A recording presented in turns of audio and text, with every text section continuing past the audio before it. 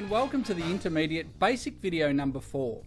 Now today I would like to talk about approaches to practice. We've spoken about the concepts, we've spoken about the problems with tightening the lips, we've spoken about overblowing, and we've done all the lead pipe exercises, getting resonance out of the body. So if you're starting to understand the concepts, now it's the time to understand how to implement this into your practice. This is very important because when you start recognizing the new sensations, you'll realize that you might only play 1 or 2 notes like it, and it's quite challenging. In fact, yesterday I had an email going, my lips are starting to do something weird when I'm getting up into the higher register, but I totally understand what you say.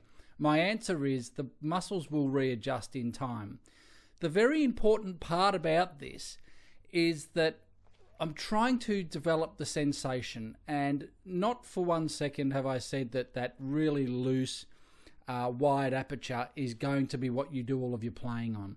But for learning the sensation and for eliminating the pinch and allowing the resonance to come out of the body, we go to the extremes. Then based on the feeling of what you're experiencing, combine that with the way that you've always played, and it will highlight the way that you've played the inefficiencies. So you'll go, well, my brain's been telling me this, you've been telling me this, you want to feel like this, we're humming, we're singing, we're creating all this beautiful sound in the body, yet when we pick the instrument up, that's not what's happening. We're tightening up and everything's changing. There's the lesson. So what we want to do is carry the sensation from what we're developing into your playing, and it only takes 1 note to start and establish and build your future playing, your more efficient playing. So I get asked this all the time. How do I go about practicing one way and having to survive doing gigs or my playing? To which I reply, when I was learning all of this, that's exactly what I was doing. I was playing trumpet and actually a bit of trombone. I was learning the sensation on trombone and then picking the trumpet up and going, copy that feeling, because the smaller bore of the trumpet, the smaller mouthpiece, makes us want to tighten up. So for me to develop that sensation, I put the trumpet away, got the trombone, then sat there and just copied. That's what it feels like on trombone. This is what it feels like on trumpet, and make it feel the same. And I could tell when I got that first G that there was no way I could play an octave higher than that. So the process of the book is going, right, this is what you can do, this is what you can't do. Spend your time on that spot, becoming familiar with the feeling, the shape, the sensation. Develop all about sound, the technique, and it will build. The muscles will get more used to it. Every day when you reinforce the concepts, it will become more familiar and more comfortable with what seemed foreign a day or a week ago when you first started doing the more lower jaw, the more open lips, the visualizer and the lead pipe. The brain will adjust, but it takes time. So what I want you to do is listen to the concepts, really get them down up here, really understand them. Tissue, visualizer, all of that stuff, singing. Once it's strong enough in the mind, the brain will figure out a way to incorporate it, but you only go as far as you can in the book. It might be just the bronze level stage, and that's fine. Establish those notes. Then you creep up through the silver medal stage and you add the chromatics and the harmonic slurs and all the technical difficulties that are there. And when you try and do it, because you've started off by singing and humming and resonating, you'll pick straight away when any of that kick or that tightness comes in. So it's a process of elimination, and that's what it is. Your practice, your personal practice, is yours. There is no one way to get a result on the trumpet. There are infinite possibilities with lip placement, mouthpiece placement, the force of the air, for lack of a better word, I'm sorry to use the word force, movement of the air, the tension at the aperture corners, the grip of the lips, all of this. Everyone's different. But what I want to establish is a more efficient feeling. And then based on the sound and the dexterity of your ability, then you'll discover how to go beyond your ceiling. Okay?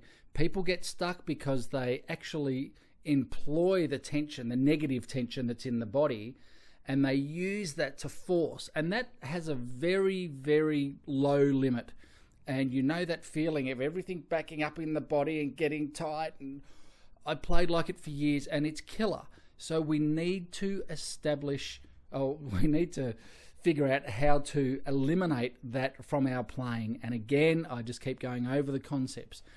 Blowing too much air, forcing air through tight lips, it's all disastrous. Imagine this, there's a big brick wall and it's 2 meters thick, and you're trying to punch it over, and you're thinking, I need to get stronger, so therefore, so I can punch that brick down, I've got to work out, go to the gym, work out, punch. No matter how strong you get, you are not going to punch through a 2 meter brick wall. And that's what I want you to approach like this. We want to go, well, if I keep forcing, that defies physics. So we need to figure out what the instrument needs. Now, we don't always get to practice every day. And Warburton have put out this p.e.t.e, the p.e.t.e. I've had it for ages, and I apologise to the guys for not doing a video on it earlier. If you're away, you can't get to practice. This is a great little invention to keep the muscles in the mouth fresh. It's quite demanding. There's things I like about it, and there's things that I would probably, in my opinion, suggest not to do. So the benefits of using it, you put it between your lips, and you can grip everything and you pull. Okay, so it's an isometric exercise. It's a muscle building exercise. I want to separate the muscle building from the playing. And as I said in a previous video, develop the muscles on the instrument. But if you're traveling, you're on a holiday, you can't play, but you want to stay in form, this is a really nice way to keep the muscles in form. You don't have to do it for very long, but a little muscle workout is great. It's going to keep the muscles in a bit of condition. The things to watch out for, in my opinion, the idea, especially if you turn it around and put it between your lips, personally, I am not a fan of that, only because it suggests to the deep part of the mind when you visualize playing that we have to get stronger in the middle of the lip. We have to grip down. I just, having had that thought in my own playing for so long, I am very, very wary of it. If it works for you, great. But just remember that we want that oscillator to be loose. I would personally actually like a hole in the middle as well, so we can move some air. You can take a breath in, and you can't push much air through because it's going to be a tiny hole. So you're not going to force air, but if you could go full breath and have the feeling, the sensation of the air moving through the middle, I'd really love that. But check out the p.e.t.e by Warburton. Great invention, and a great way of staying in shape when you're away from the instrument. Okay, so going back to the practice session, you go in, positive mental practice is what it's all about. If you can practice for small periods of time, several times a day, that's ideal. That is the best way to go, because that way you're staying fresh, the muscles are fresh, you're mentally fresh, and so your practice is more productive. It's very focused and it's productive. Bobby Shue once said to me he'd go in and practice for 5 minutes. He'd pick up the trumpet and practice a F sharp minor 251 progression, and then he'd practice that for 5 minutes, really focused, put it down, leave, pat on the back, perfect practice. I couldn't agree more with that. It's fantastic advice, because everything is focused. You observe what's going on. So you've set a goal, you observe, you don't judge. That little voice on our shoulder, the observation guy, I need to come up for a name for him. If you've got any ideas, let me know. But he's watching. He's not critical. He doesn't go, that was bad, and you get emotionally disappointed or upset by it. There's no room for that in practice. It's all observation. Isn't that interesting? Today I did something I've never done before. Isn't that interesting? I had a really bad gig today. Isn't that interesting? I feel fantastic. And that way there's no judgment, and you avoid that frustration and the critical kind of negativity that creeps into people's playing. And the frustration levels are high because we're either impatient or we do not understand how the machine is working. If you understand the process, you will know that repetition will reap results in the long term. So on the short term, don't judge every note that you play. That's destructive. No one ever in any field, whether it be trumpet or sport or literature, whatever, puts every word, every note, every action perfectly, one after the other, after the other, after the other, after the other, forever and ever and ever. Never drops, never goes down, never has a bad day, and it's constantly up and perfect. If you expect that, switch off the video, delete Mystery to Mastery, put your trumpet under a truck and watch it squash and go, and never consider trumpet again, because that's not how it works. You'll have a, oh, wow, that was cool. And then you'll go, oh, I can't do it again. It'll never happen again. Of course it'll happen again. Logic says if you can do something once, you can do it again and again and again. It's repetition. Give the brain the opportunity to learn. Be patient. Observe. And all of a sudden it happens again. It's on a better level. It's a bit quicker, or it's a bit better sounding or something. And it drops. Oh, God, I'm so disappointed. It's never going to happen again. Crash. I'm at the lowest of my lows. Up. Oh, I've never been able to do that before. And slowly over time, that happens. You break through barriers.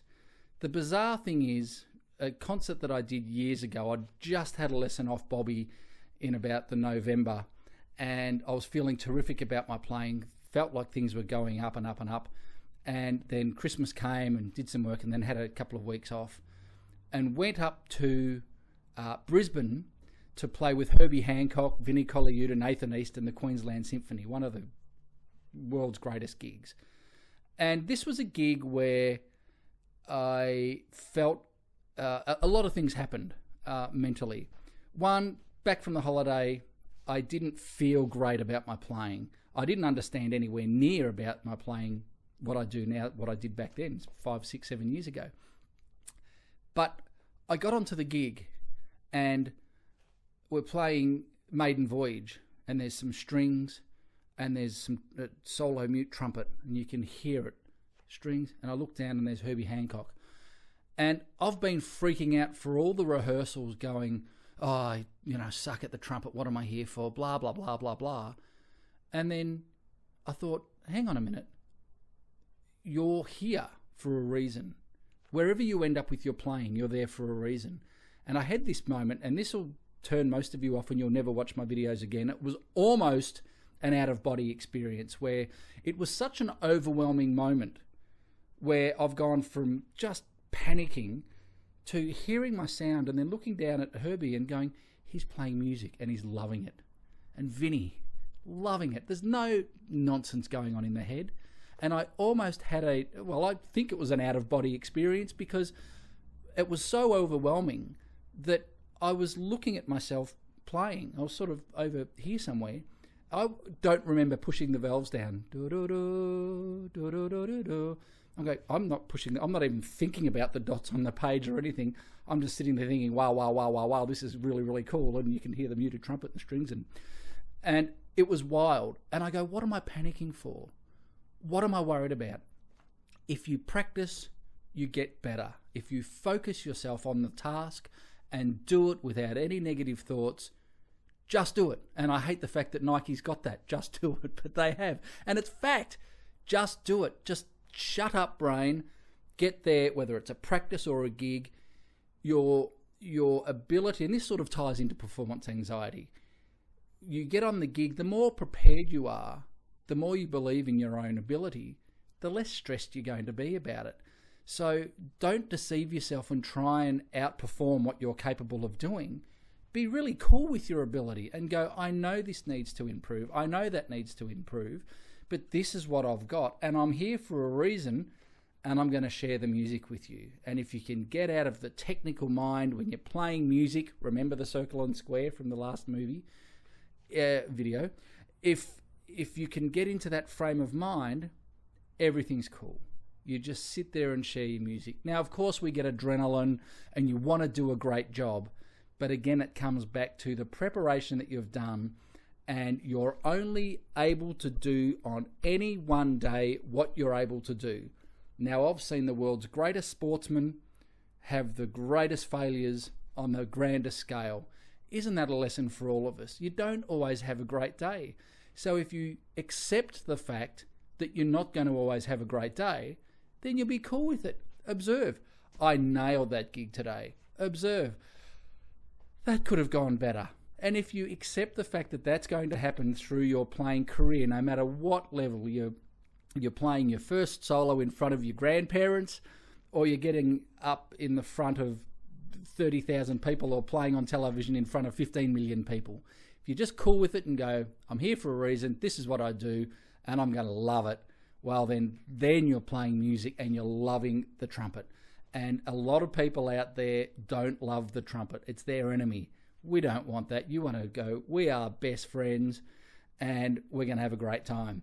And one of the great stories, now Wayne Bergeron said this at a workshop in the last few years, and I think it might have been Dizzy Gillespie, or maybe I actually should research and find out, but one of the absolute greats has gone, you know what, don't take it too seriously, because you work and work and work on the trumpet. One day we die and the trumpet's still there in the case, sort of laughing at you, going, you had a crack at it. So be realistic about what it's all about. We're just playing trumpet, we're not saving lives. But if you dedicate yourself to smart practice, then you will do really well. So get the book. I know I keep plugging on about it, but it's written in a way that works, because you're eliminating the bad business. You're getting there going, this is where I'm at. Now, sure, I need to do a gig that's 3 octaves higher. That doesn't matter. The sensation that you develop doing this exercise at this time in the really efficient manner will morph into your regular playing. And if you believe that, you'll pick it up quick smart. This brain thing, it's really, really powerful. And if you feed it the sound that you want and the concepts about execution, you'll get there in no time. Be patient, work smart, work focused, and work constantly, and you'll get results. That's video 4. I look forward to seeing you in the next video, video 5, the end of the intermediate basic video series. All the best.